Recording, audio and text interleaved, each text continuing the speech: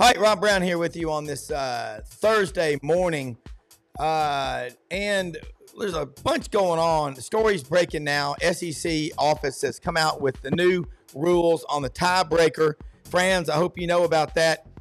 Matt Dean, John Hartwell, hopefully joining us here in just a minute. But the tiebreaker, we don't have divisions anymore, so it's going to be a fun scenario to play out this season. Hey, smash that subscribe button in the bottom right-hand corner. Do us all a favor. Tell your friends, families, neighbors, those people that you don't even know. If you're flying on a plane, hey, wheels up, Podcast City, and watch us at your leisure, live or whenever, okay? So we're going to be right back. Got a lot to talk about. Get pen and paper handy because it is Thursday's edition, August 22nd, believe it or not. We are 216 hours away from the start of big weekend number one, and we got games this Saturday in 48 hours. We'll be right back.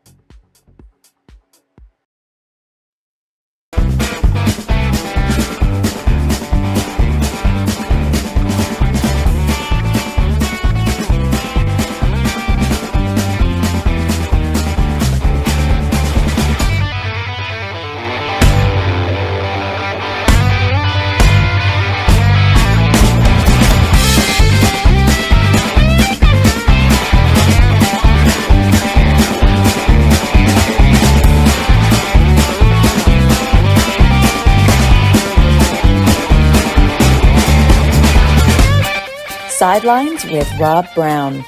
Talk sporty to me.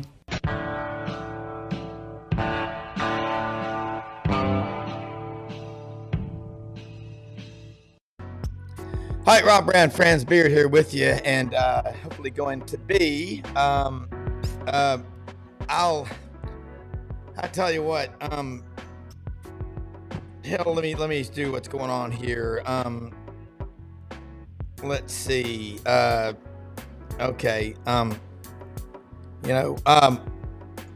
There's a lot happening right now. And I'm telling you, Restream, I don't know what's going on with them. But anyway, friends, we're getting really close to the start of college football season. And the thing is that right now, and I had someone ask me this before the show, do you think the SEC will be stronger adding Texas and OU? And I replied, a lot, all caps, stronger. Yeah, it will be. And I think it's likely the SEC this year will put 4 to 6 teams into the college football playoff. That won't surprise me in the least. Friends, when you think about teams that are likely to teams that are likely to get into the playoffs, Missouri, simply because of their schedule, you'll hear. But I want to get into, and this horse has been beaten so many times, Florida's schedule. I think it's logo fever. Tuesday night at the Touchdown Club in Memphis, Cole Kubelik from SEC Network was on. And I talked about this yesterday. And if Brendan, I've got the sound bites if we can get to those at some point during the show, but they're really good. But Cole Kubelik said, what's everybody, going crazy about with Florida's schedule? He said, does anyone know what Miami's record was last year? And I raised my hand, 7-6. Does anyone know what UCF's record was last year? I said 6-7. He goes, that's right. He goes, doesn't mean that they're going to be that bad or anything this year, but I think people are really pushing the panic button. Now, Florida's in the midst of, like Auburn, 3 straight losing seasons. That hadn't happened at Auburn since 1948, 49, and 50. I don't think it's happened at Florida since the 1940s. Okay. The standard. Yeah. Okay. So the standard is really high.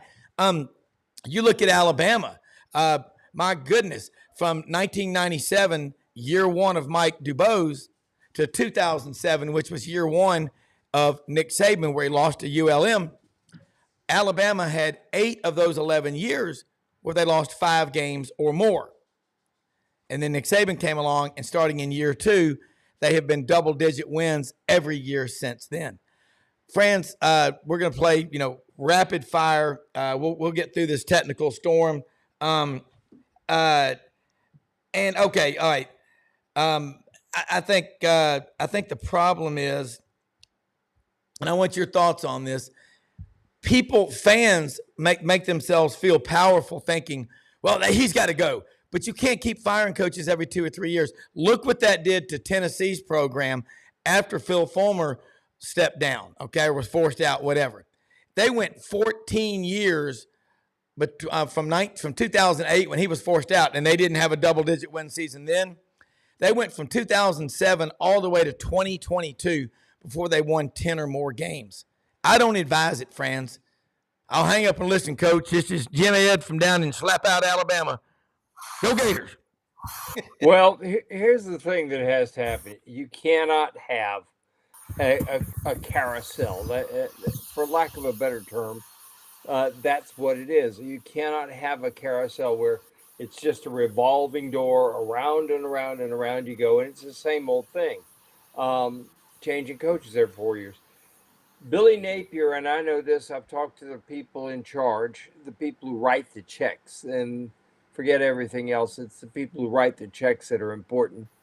And they say he's good through 2025, which means that if he hasn't got it turned around by 2025, then he gets a nice buyout to not coach. Maybe he can go up to Lake Oconee and get a house by Dan Mullen, and they can both commiserate about how Florida was terrible to him, etc., yada, yada, yada. But I don't think that's going to happen. I think Billy's going to win this year. The thing about it is, Rob, that we tend to overlook is you got to play who's on your schedule. And whether that's an easy one, a tough one, that matters not. You got to play whoever's on your schedule. For example, Georgia this year has got to go to Alabama. They got to go to Texas. They got to go to Ole Miss. They've never had a road schedule like that. They haven't beaten a top 10 team on the road in an S. And I'm talking about during the regular season. You get neutral site games, and once you get into the play, the SEC championship game and the playoffs, yeah, they've done that. But during the regular season, it's been since 2018 that they've won a game against a top 10 team on the road. This year they got to play 3 of them. Now I'm not saying that they're going to lose 3 games, but the potential for 3 losses is there that hasn't been there in the last several years, I would say. Now let me stop you. That's a very salient point that you just made, friends. And Matt's going to join us here in a second, if we can get him. But that's a very salient point. How hard it is to win in a true road environment. And I'm going to throw one at you. LSU's got a hell of a history in college football. In 2019, they had to play a full 60 to escape by the skin of their teeth in Austin when they beat Texas. Remember that? Yes, indeed. And that was the first time in LSU's history they've ever beaten a top 10 opponent in a true road environment. I don't like to ever interrupt guests because you get the best stuff when you let them roll, but I wanted to throw that in there to back up what you said. I'm kind of like one of your assistants when we're in a trial. You might want to throw this in. You need to do an Arnold Horshack. Okay. Oh, okay. But carry on, my wayward friend. But here's the thing is you got to play whoever's on your schedule. And there have been a lot of years when we thought that whoever was in the SEC office, had gone to Georgia, and they have been, because you look at how is it that it seems that every time they have to play a tough game against a top 10 opponent, it's in Athens. You tell me. I don't know how that works out, but just no matter what, you play the teams that are on your schedule, and it's up to you to get ready for your schedule. You cannot be making excuses and saying, "Oh, our schedule is so tough." Well, guess what? You play whoever you got to play. Um, FSU joined the ACC. Why? Because Bobby Bowden didn't think that FSU could beat Alabama, Auburn, and Florida every year, which is what he would have had to do. Yeah. And uh, he chose the ACC, which is why we call it the almost competitive conference. Florida opens up with Miami. Yes, you're right.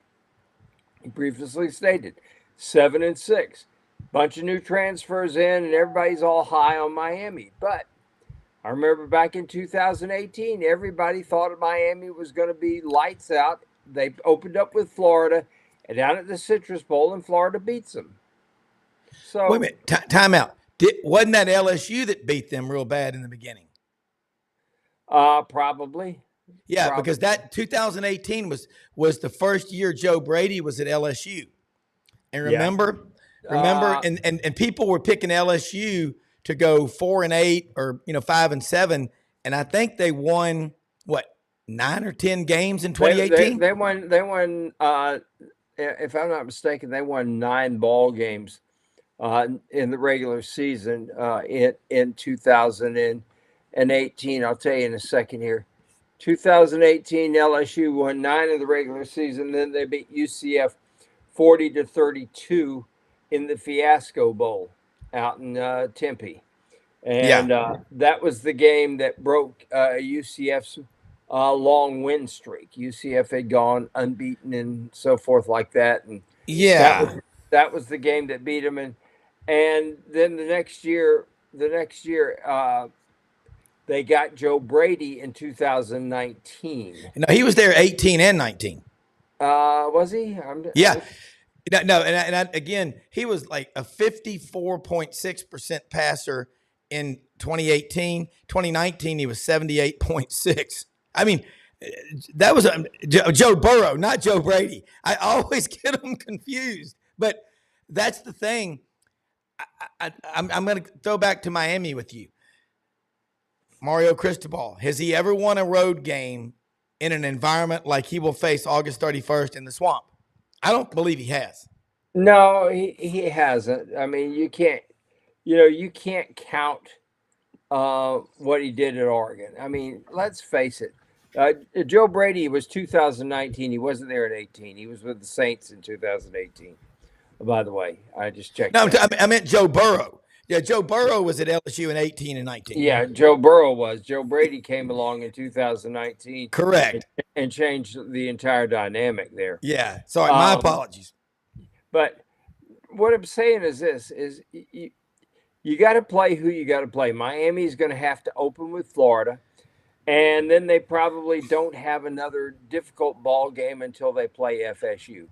I think they're going to lose 2 ball games this year. I think they're going to win 10 ball games. And I think everybody's going to be looking at them as one of these teams whose record is better than they really are. Again, though, you play who you play. You beat who you got to beat. And if you beat enough teams, then now that we have this new format for the playoffs, 12 teams, there's going to be a lot of 10-2 teams that get in. And that's the thing. I think the SEC gets 4 in. I think they're going to get – I think Georgia's getting in. I think Texas is getting in. I think Alabama's getting in. And I think Ole Miss is getting in. I don't think Missouri's getting in. Just my guess on my part. I think they're going to be really good. I think they're another team that's going to be 10-2 and they're going to have a great offense. And they're going to have a lousy defense, and everybody's going to think, boy, they got shafted because they did not get into the playoff. But so be it. I think you're going to get 4 from the SEC, 3 from the Big Ten. I think you get 2 teams from the almost competitive conference right now. Okay. Now, the ACC is going to be – there's a lot of good teams. I don't know who the great team is. Florida State with DJ. No. I don't see it this year, but if you look at the climb at Florida State, 3-9, and then the virus. Well, the virus year, the first year was like 3-6 or something. It was horrible. Next year, rough. And then in 22, they go 10-3, but that 1 point win on the road in New Orleans against LSU at the beginning. Last year, they killed LSU at the beginning of the season, went undefeated, but they were kept out of the playoffs because the perception nationally is that, or was, that the ACC was not that strong. I still think, friends, if you look at regular season matchups, SEC versus ACC teams, I think it's about 500. It's probably a jump ball. I don't think there's that big of a difference in the regular season. Now, top teams, Georgia, Ole Miss, Bama, Missouri, Texas, Tennessee, Oklahoma, Auburn. Wow. I mean, yeah, it's not that good in the ACC. But then I look at the Big 12. I want to throw something at you. Deion Sanders, he's got 1 or 2 coaches still on the staff that were there with him when he came to Colorado a year ago. They lost their special teams coach yesterday, less than 2 weeks before the opener. That's not a good sign.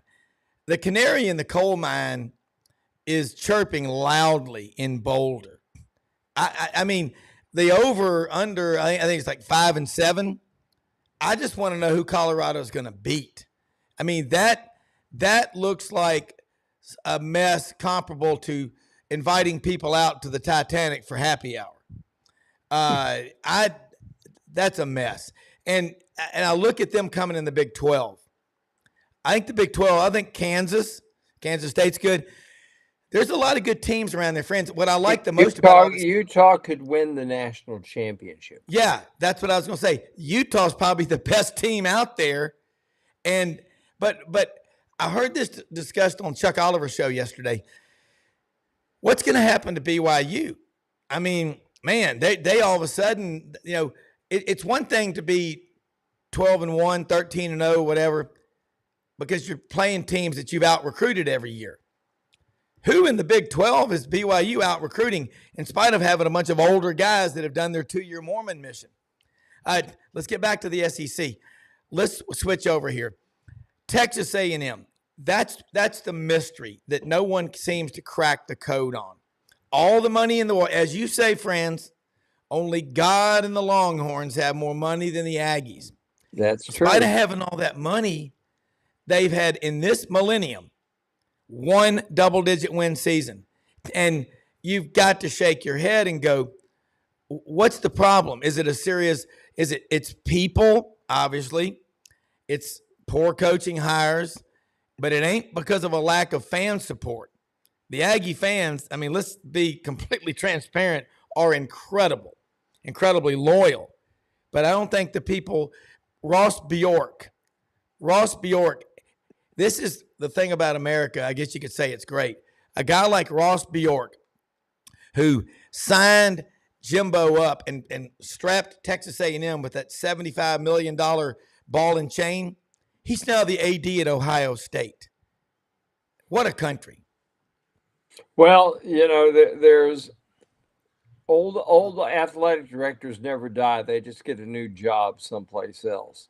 You look at this. Ross Bjork now has to go at Ohio State, where they have 36 sports. We have 21 at most, 19 to 21 at most SEC schools. I'm not so sure. I don't know that what they've done is an improvement. Bringing in Elko, I don't know if it's any much of an improvement over Jimbo. I think certain places just aren't conducive. They've had all this money all these years. Here's the thing, Rob. Texas A&M has always had this much money. Exactly. They've always had this kind of fan support. Let's face it. I mean, they did a complete rebuild of their stadium in 2 years, which is unheard of. And they did it all paid for in cash up front. Now, the only people I have ever known who do something like that were the people at North Carolina when they wanted to build the Dean Dome. They raised the money in 3 weeks. to build it. So, which isn't bad, but they've always had that money, and Yeah. yet how many national championships have they won? The You know how last one many? was 1939. Yes, indeed. Okay. So here, And next question. that one they shouldn't have won because the best team in the country was General Bob Neyland and the boys at Tennessee. I don't think they were scored on in the regular season But in they 30. lost to Southern Cal in the Rose Bowl that year. Remember? Yep, 7 to I mean, nothing. you were not around then. Neither was I. But my dad was. He was I a mean, I young know I'm boy. old, but you don't have to No, rub it in. my You know, dad it's was my 11 years birthday. old at that game. He probably listened to it on the radio. Hey, friends, I got to ask you a couple of quick questions. There's a lot of people that think when the SEC does the next round of expansion, okay, put things in perspective, it'll happen because it's always happened. North Carolina and Virginia, I don't see it happening. Too small of campuses, too small alumni bases, and too small of stadiums. And is North Carolina more women than men at that school? No, North Carolina Greensboro is. Okay. UNC Greensboro is a single man's playground. I mean, goodness, there was a time back when I was a sports editor of a newspaper in eastern North Carolina, and you'd come to Greensboro for the ACC tournament or the what they had something called the Big Four tournament at the time or whatever like that. And you just call up a dorm. You look at the dorms up there and say, "Hey, I'm so and so. I need a date tonight. We're going to Habel's Hearth to eat, and it'd really be helpful. She's good looking. Be there at 9 or 8. And you show up and there she is. You never. I mean, it was a wonderful place, and it still is by all means. But Carolina, the UNC campus in Chapel Hill, the girls are much better looking than they are at Duke. If at Duke, if you wanted to date a girl from Duke, you could get a girl with brains, but beauty is maybe not. Well, Uh, here's another one. UVA. I've been to Chapel Hill. I've been to Charlottesville many times. I just think that their fan bases. I've been to games at both campuses when Auburn played them, and the snobbery, just the oh, disdain. come Oh, on. it was like 'Cause we were laughing. We were like going, God, what a bunch of just buffoons. I mean, especially in Charlottesville. Now, I've got all my family up there, went to Virginia Tech, and brother-in-law played football at Virginia Tech. But I mean, seriously, who the hell do these people think they are? And I don't see they would not fit into the SEC. I But don't care. but if the SEC expands, those will be the two teams that will be joining. And here's Ugh, why. ugh. Because you're talking about TV footprint. I Forget know that, but I don't forget the hate either state. one of those schools. But they're basketball schools, and It's not just basketball, and the SEC will look at it like that. Carolina this year Florida finished fourth, I think it was in the Directors' Cup, or fifth, I think it was, and Carolina finished right behind Florida. They finish there every year. Virginia's won a national championship in basketball. They won one in baseball. They've yeah, won. Their swimming program is top notch. and they Um, are. They're good. It's just and I and just talk that's about the fans. and the thing about it is the SEC will look at that, but the big thing the SEC is going to look at is this: who brings the most people to the TV set.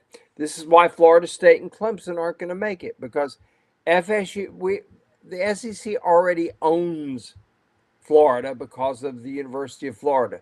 The SEC already owns South Carolina because of the University of South Carolina, not because of Clemson. Those two schools, they're not going to really add to the base there. Why do you think FSU and Clemson are backing off of their lawsuit? They could have, but they backed off. They signed up again with the SEC with the ACC. Yeah, let me enter. Yeah, when I put the finger up here, because you're making so many great points, Franz. Like you have so much great content coming out of your noodle. I have to stop you because I'm like going, holy shnikes, Tommy boy. All right, I agree with you. Cole Kubelik talked about that ACC lawsuit. Okay, Florida State coming to the SEC, Clemson coming to the SEC. I'll say it like I've said it a million times before. That's like bringing sand to the beach. We've already got that market, and we've already got South Carolina in the SEC.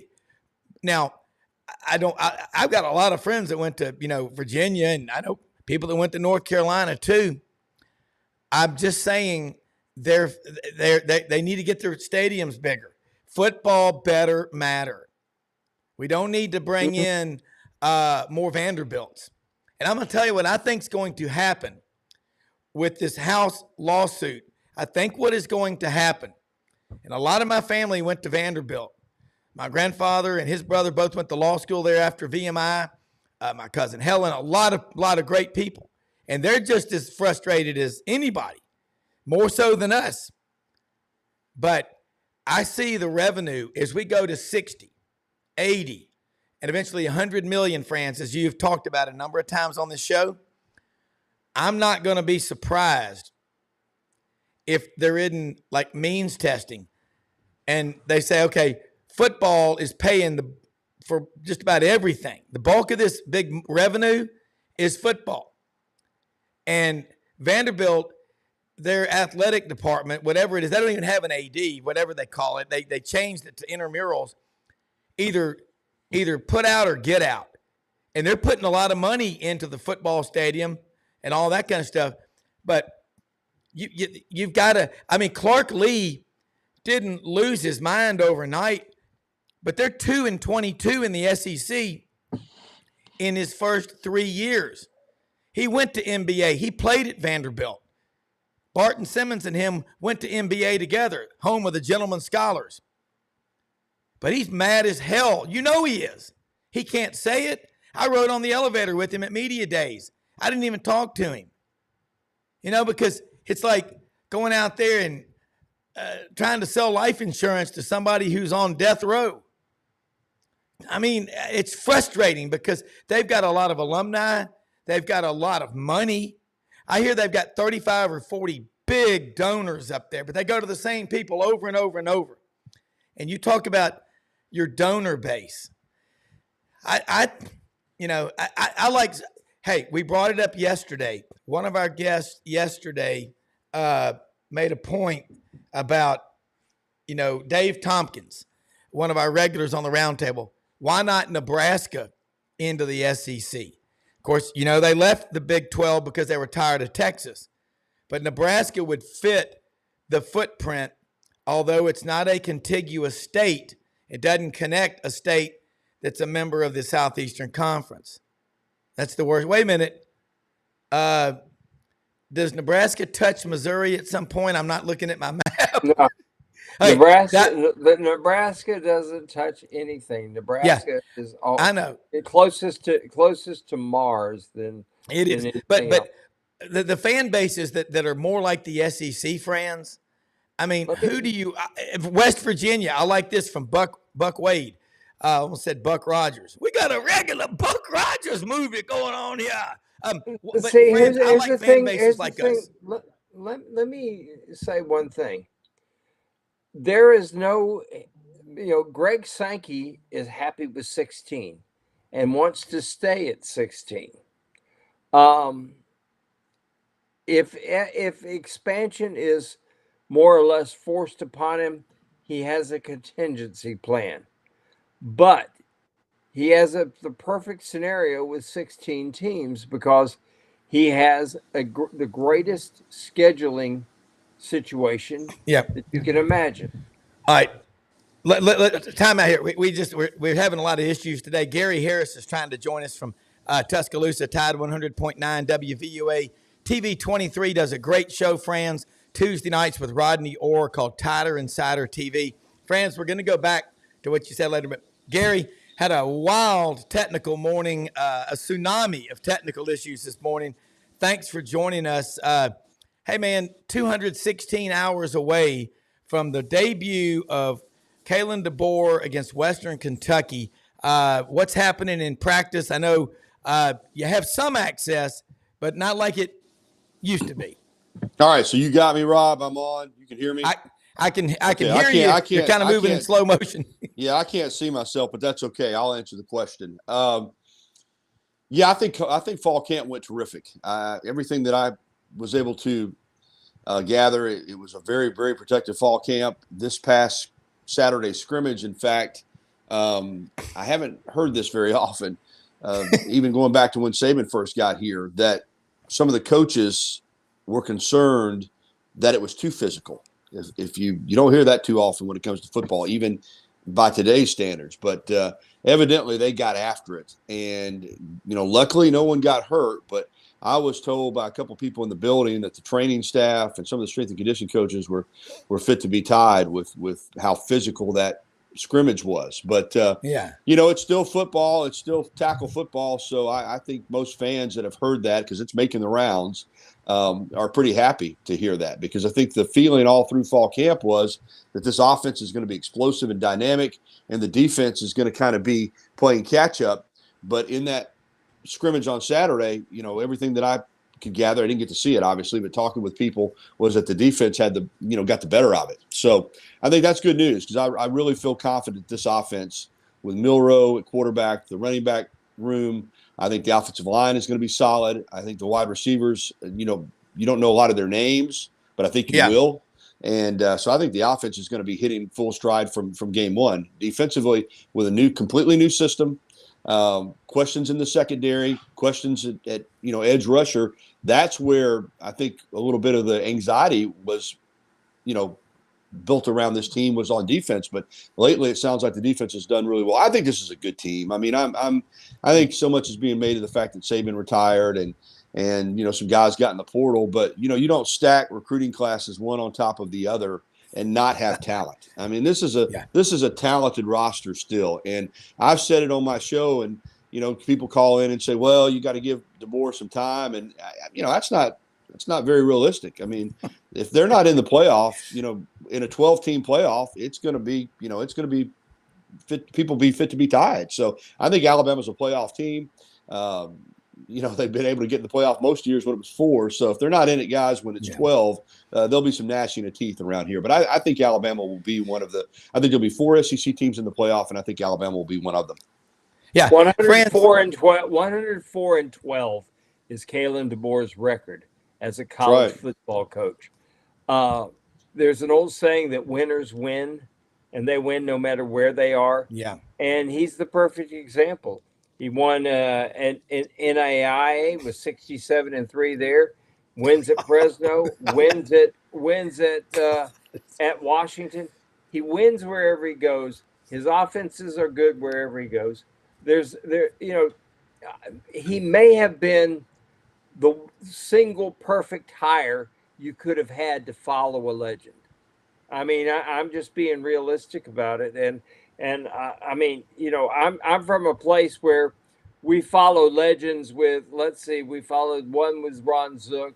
We followed another one with Will Muschamp. So, I mean, I know a little bit of something about how you can screw up following a legend.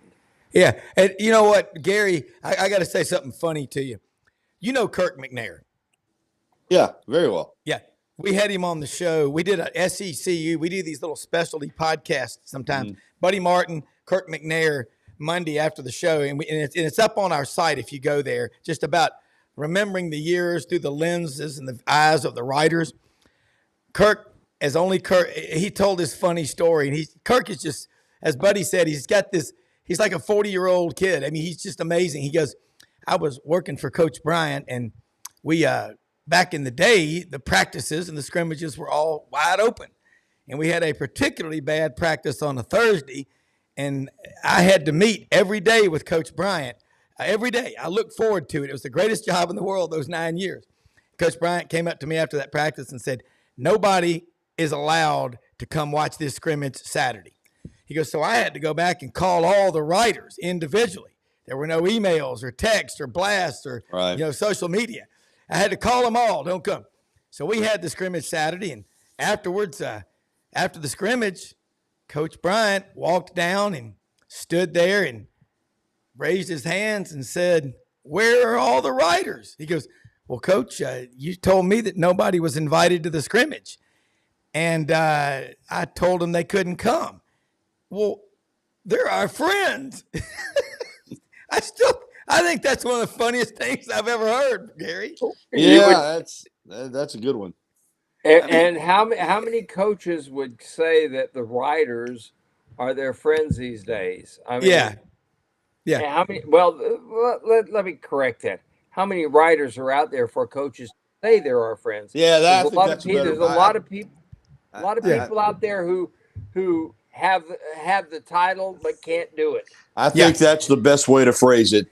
There's people that have access, and Rob and I have talked about this, and you guys know what I'm talking about. And it's not resentment; it's just the fact you're great. You came up through the ranks as a writer, and I came up through the ranks as a broadcaster. And you had to learn your skills. You had to learn how to do it. It was a specialized profession. And I compare it now, to be a doctor, you still got to go to medical school. You still got to pass. Correct. That's to be a lawyer. You've got to go to law school. You got to pass the bar. Anybody these days, because of technology, can be a journalist or a so-called journalist. And you're right. The lines are just skewed between. I mean, I sit in some of these. I told Rob this story. We had a couple off the records with Kalen DeBoer, and I'm 60, and I remember wasn't that long ago when most of the writers were older than me, but Kirk McNair was there, and I think Kirk was maybe one other guy that was in my age range, but Kirk was the only person there older than me, and most of I hate to use the term kids, but that's kind of what they are, and they had not really sat in, I think, on an off-the-record meeting and had an understanding of what that means. Because I'm sitting there and they're asking about, the depth chart at right tackle and, questions that you can ask. So finally, after about 15 minutes, I said, Coach, since this is off the record, I would ask you an off the record question, something that we don't get every day. I was sitting there thinking, and I looked around the room and I'm thinking, man, they really don't even understand what this is. This is something that you have access to the coach and he will talk to you about. It's not for to be put out, but you can ask him stuff that you wouldn't ask him in a normal setting. They didn't even really get that. I was amazed. And then I sat there thinking, well, I hope none of them go out and report this. Because I was sitting there thinking, I don't know if some of them even understand what off the record is. Because, you guys know, used to if a coach called you over, and even if it was that SEC Media Days, he called you over, as soon as he said, hey, listen, this is off the record, that was it. You took it and you listened to it, but you knew you were never going to put that out. Now, I mean, I don't even know, that's a dangerous precedent, I think, to have off-the-record meetings these days, because I don't know that anybody understands what it means. Johnny Vault called me a piss ant. How about that? Hey, but you know what? That's something to be proud of. I can remember as a TV reporter, Fort Benning was my primary beat for WRBL News 3 on your side in Columbus, Georgia on 13th Street. I'm out there. I covered 3rd Ranger Battalion, 4th Ranger Training Battalion, Special Forces, the $97, Airborne, everything. I was at the School of the Americas talking to the commandant and about the drug war, going on at the time. And he said, is that camera off, Brown? I go, yes, sir. And he goes, this is off the record. I said, yes, sir. I was never going to cross that guy. But that's what the most valuable thing I learned also from the police. There may be an investigation going on with 3 suspects, and they have one of them in custody, but not the other 2. And they would come to us and say, hey, can you sit on this? We need your help. And you just have to use discretion. But I have so much respect for Franz and for you, Gary, busting your ass every day. The local reporters. Hey, we had a guy on, Ralph Russo, AP's national college football writer, a couple of weeks ago. And I couldn't let him get away without going, all right, look, a lot of our viewers go to New York a lot.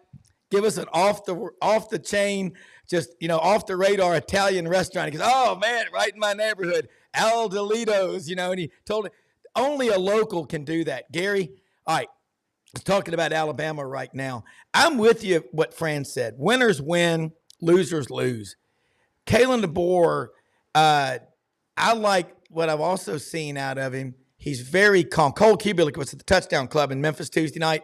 He said, man, I mean, this guy, what he goes, he really likes him. He got to talk to him last year for the Joe Moore Award, and he's just spent some time around him. You have too. I don't think he's intimidated. I think all he knows how to do is produce. Now, he's recruiting a lot of kids from out west. In state, Auburn's obviously having success, but you're still the number 2 class in the country. What about the stories? There's not as much cussing and hell raising with the coaches. It's fun, blah blah blah. It's all in the eyes of the let me take them one at a time, Rob, because you said a lot. I got a lot on me. First, to his personality. If this makes any sense, I think I might have told you this last week. He's confident. You can see that. And Franz was talking about winners win, and he is that guy. But he's humble too, and he understands who he is. He's not taking this job, coming in without an understanding of what Alabama football represents and how much pressure's on him. But I do think he's the perfect guy to follow Saban because of what we just said. He's confident, yet he's not arrogant. I don't think he's trying to prove anything to anybody. He just wants an opportunity to coach football at the highest level and win a national championship. As far as the recruiting, I think, again, it comes down to relationships. And he has said this. Most of the relationships that they have right now for their staff have, West Coast in different areas of the country. I think they'll build those relationships. Just earlier this week, from right over here in Quitman, Mississippi, which is just over the state line. On Highway 45. Yeah, south of Meridian. They got, A.K. Deere, who some have rated as the top running back in the country. So I think they'll develop these relationships. I think they'll be fine. As far as the cursing, I don't think Coach DeBoer curses now. That does not apply to the staff. Because let me tell you, I've been out there and Kane Womack lets them fly. And, some of the staff. So it's still intense coaching. But I think for Coach DeBoer, I don't think, if he were to let one slip, I haven't heard it, but I don't think that's his style to curse. But coaches coach and coaches, use strong language. So that really hasn't changed on the practice field. All right, Gary, you spent a little time. What I see that he's able to do, and I've followed him for quite some time, he lets his coaches coach. He's in charge, but the great coaches let their coaches coach. Nick let his coaches coach. Absolutely. Coach Bryant let his coaches coach. Yeah. You go back to Spurrier, to Steve Spurrier did it. Urban Meyer, when he was here, did it. The great coaches coach. Then we had Ron Zook, who was like had his hair on fire. He's running over here to the linebackers. He's running over here to the tight ends. I mean, literally, he was sprinting on the football field from place to place to place. Instead of being the head coach, he was trying to be the head coach of every position. You can't be that. Yeah, and that's a great point, Gary. And again, you spend a lot of time, like I said, in Mississippi. Highway 45, that's what I call the land that time forgot. We take that when we go down to Orange Beach. Deer in the headlights. How many times are we going to hear that when he's running the ball? That guy is one of those ones you go, I'm from Mars. He's good. He's the most high-profile recruit to come out of Quitman High School since Antonio McDyess, the basketball player. Quitman has not had a ton of top flight, and I was actually working over there in Meridian when McDyess came out. He was a special talent. So I think that's a nice pickup. I want to go back to what Fran said about Ron Zook, and you hit on something that I have seen in my years covering college football. Some of the best coaches that I've seen were assistant coaches, and I'm talking about football coaches that, as far as X's and O's and coaching guys on the field, they weren't head coaches because of what you two are talking about. To be a head coach, particularly these days, there is a CEO aspect to it. You've got to be able to manage people. You've got to be able to run an organization. I've seen great football coaches that weren't great head coaches or didn't want to be. I go back to thinking about Ken Donahue when he was with Coach Bryant, and then later went back to Tennessee with Johnny Majors. Ken Donahue didn't want to be a head coach. He wanted to be able to come in. Coach Bryant said, he'd get in at 4:35 in the morning, Coach Donohue's light was already on in his office. He was already there. Some of these guys are great football coaches, but they can't manage an organization, and that kind of sounds like was the case with Ron Zook running around trying to coach 6 different position groups. Can't do that when you're head coach. So I've seen that, and some of the head coaches that I've seen that were really successful probably weren't the best X's and O's guys, but they understood how to run an organization. I think that's a big part of what we're at today. If you can't oversee and run the big picture and deal with personalities and all the stuff off the field, then you can't be a head coach. I don't care how good a ball coach you are. I think it's really cool, like what Fran said about Ron Zook, and Gary, you said when you study people, and what they say about Coach Bryant, he knew how to get the best out of people. He knew when to say what and what to say at the right time. Just yelling and screaming uncontrollably because you have the title as head coach ain't going to get you anywhere. I promise you. I saw it out there. It didn't like Hollywood. I do 4 or 5 days in the field on a story on Ranger School at Fort Benning. I'll never forget. I said, y'all never yell at those guys. They said, Browne, let me tell you something. These guys are getting about 3 hours of sleep a day, 1 meal a day for 62 straight days. If we yelled and screamed at them, they wouldn't listen to a thing we said. He goes, every now and then, on special occasions, we will do it. But go back, Gary, and I know you got to go do your show. And folks, catch Gary Harris, Tide 100.9, WVUA TV 23 in Tuscaloosa, Tider Insider TV. What he and Rodney Orr put out every Tuesday night and every day of the week is solid gold for Alabama, but also their message boards are incredible for college football. Gary, tell us what we don't know that we need to know about what's happening at Alabama that you think is going to be a cool story coming up. Nothing secretive, but kind of. Yeah, that's a great question. You're right. I got to go in a minute, but let me just think for about a second that we don't know. Who's going to be the right guard? We know that. We're pretty much set on the offensive line other than the right tackle, How about Wilkin Formby from Tuscaloosa? Yeah, Wilkin's in there with Elijah Pritchett. I think that what we're going to find out quickly is that this program is in good shape, and that I think the transition is going to be a lot smoother than many new coach transitions. For one thing, the program is, has a lot of talent. I think that the spring went well, the fall camp went well, and I hate to say not miss a beat because I'm sure there are going to be a little bumps in the roads, but I think when people see the product on the field, they're going to say, wow, Alabama has not gone anywhere. Because I think there's a feeling out there that Alabama is going to slip. I think what a lot of people don't know is that I think you're going to find out that Alabama hasn't slipped. I think 10-2 is going to be the record, and whether or not it gets them in Atlanta, I don't know, but I do think it'll get them in the playoffs. So I think we'll find that out. All right, guys. Hey guys, let me throw in one thing real quick. I am disappointed that neither one of you mentioned the fact that Quitman, Mississippi, is the home of Wyatt Emery Cooper, who just happened to be Gloria Vanderbilt's husband. I did not know that. How about that? And I know some good Mississippi trivia from having lived there in Meridian and Jackson. I did not know that one myself, so I learned. Gary, there's that old saying: you learn something new every day. Yeah. Now you can say you learned something new, and you got the rest of the day to just go through hash. And I'll use that on people because the one I like to use now is so many people that think they're music trivia buffs don't understand that Jimmy Rogers, the singing brakeman, the father of country music, is from Meridian, Mississippi. So or grew up there. Anyway, I gotta go, guys. Well, Gary, see you next week. Thank you. We also got Arthur Blakeney from Quitman, who's a great jazz trumpeter. So I mean, and that's on Highway 45, and that's the old way to Destin. Now we take that when we go down to Orange Beach down in Baldwin County.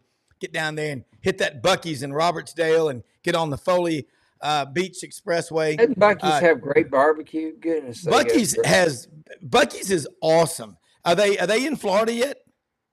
Oh yeah. We got it over at St. Augustine, Daytona Beach. They're building the largest Buc-ee's in the world in Ocala.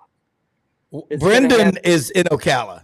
Yeah, 250 gas pumps. Good gosh. Well, I will say this. We all travel on the road a lot. Buc-ee's, it's just incredible. Hey, Buc-ee's, if you're watching, we would love to have you as a sponsor. We'll make you all your money back in about the first 5 minutes of the show.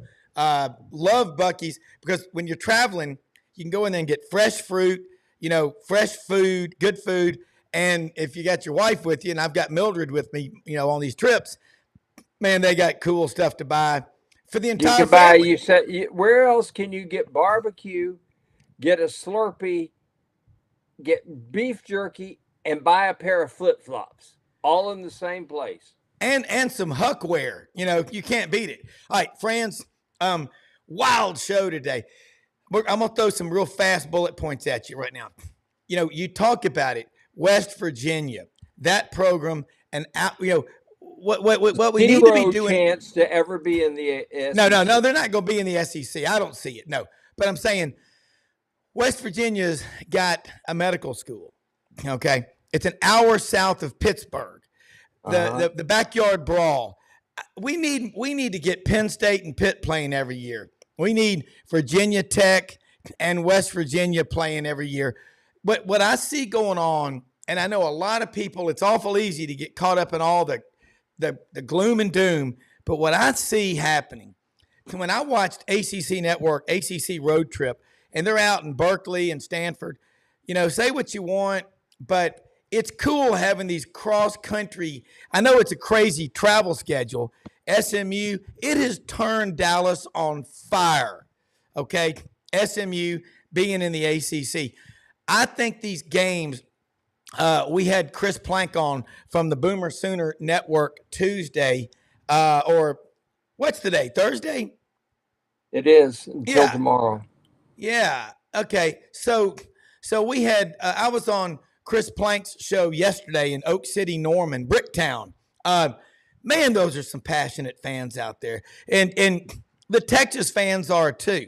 But one thing Ken Capps from Dallas, one of our regulars, Football Writers Association of America, says, he goes, Texas has only really had to get jacked up, at that super level maybe a couple of times a year.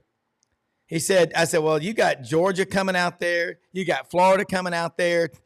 Mississippi State, get ready because it's the weekly grind that we have. But friends, I think college football it pulls people together. And, I watch a lot of these. I watch SEC Network a lot, ACC Network, Big Ten. They do their training camp thing. When we have all these intersectional games, friends, and I'm going to go back and forth. We're going to play tennis here with this. I think it's great for interest. Yes or no?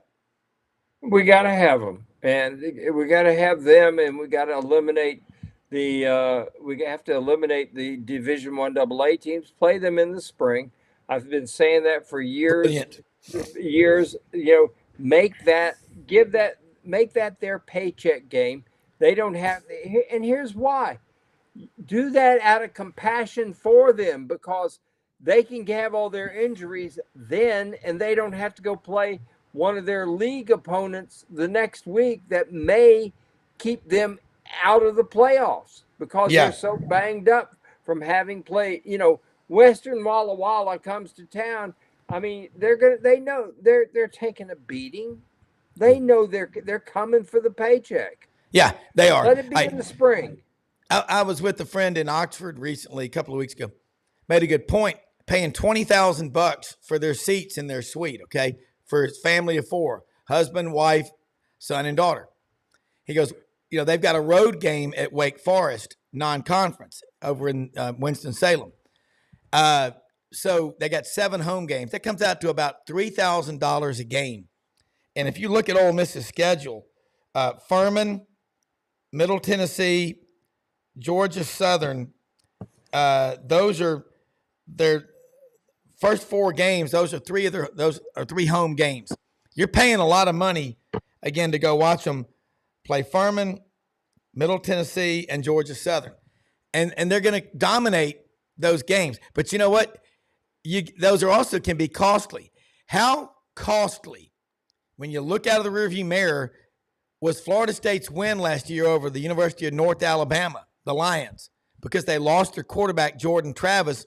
And in the eyes of the nation, the voters, they were less of a team. Agree or disagree?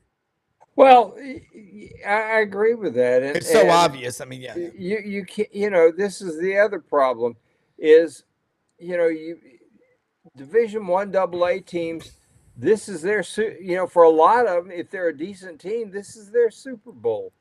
And you're going to come out there and you have an unmotivated team, and across the Yeah. field, this is their Super Bowl.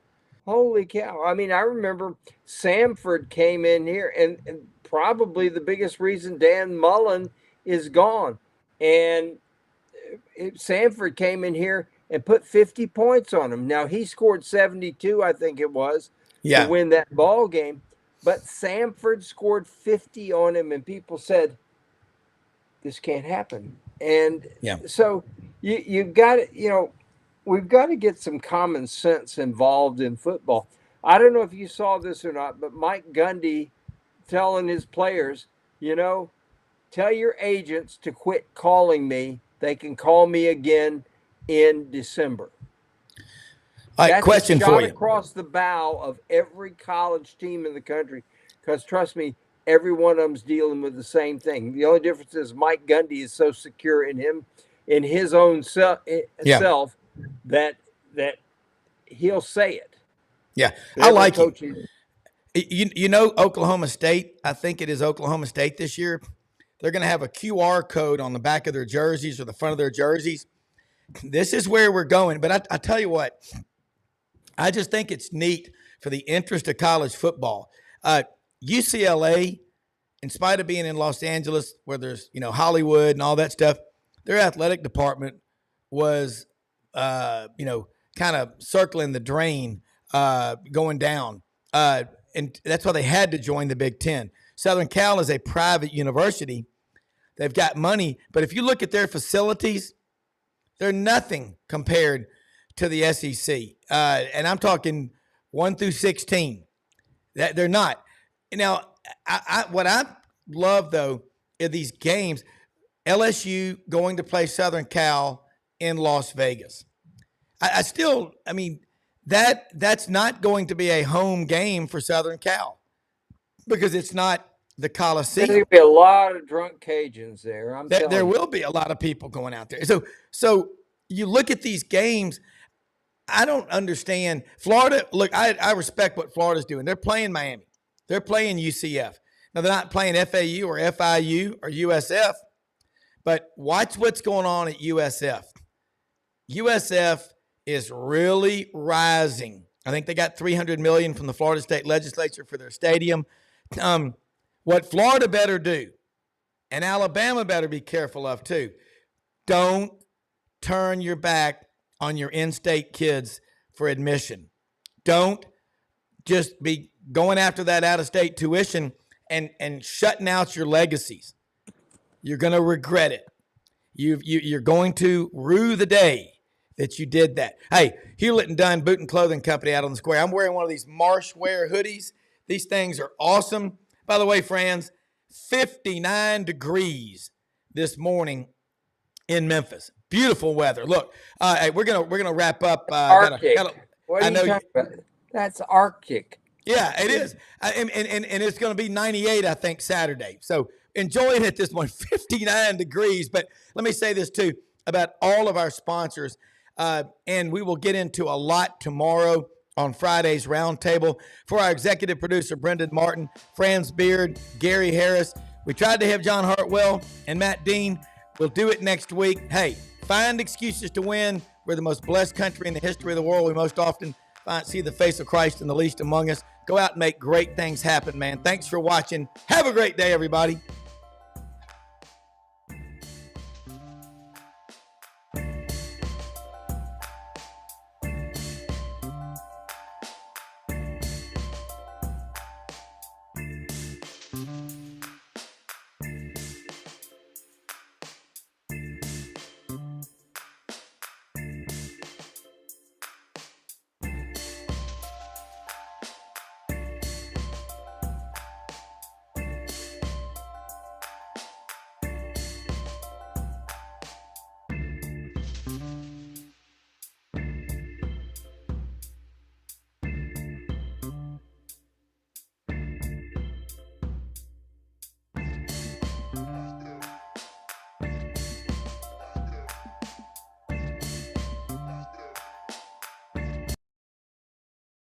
so important to shop local and to buy American. For 60 years, Hewlett & Dunn Boot and Clothing Company has been on the historic Collierville Square, and we strive to sell made in the USA products when available. With over 7,000 pairs of Western boots and work boots in stock for men and women, come and see our huge selection of clothing, jeans, and accessories from top brands made in the USA. Please support local business and come shop with us at Hewlett & Dunn Boot and Clothing Company. God bless the USA.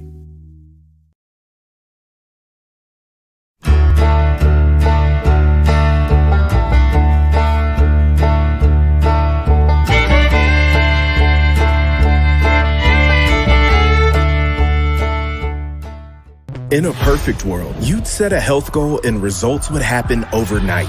In this world, the real world, it takes time, dedication, and the right support to achieve your best self. The Vitamin Shop's health enthusiasts are here to make sure you're not wasting a single moment on the wrong supplements. From the highest quality sports nutrition and superfoods to the most sought after trends, you'll find a huge variety of science-backed solutions for every goal and the people to help guide you along the path to greatness.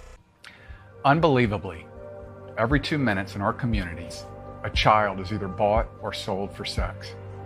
I am Ari Dickey, board member for the Nashville Anti-Human Trafficking Coalition. Join me and millions of others in our fight against human trafficking and for its victims by helping to educate the most vulnerable among us, our middle and high school students. Go to nhtcoalition.org, become a partner, and help keep our families safe, because none of God's children are for sale.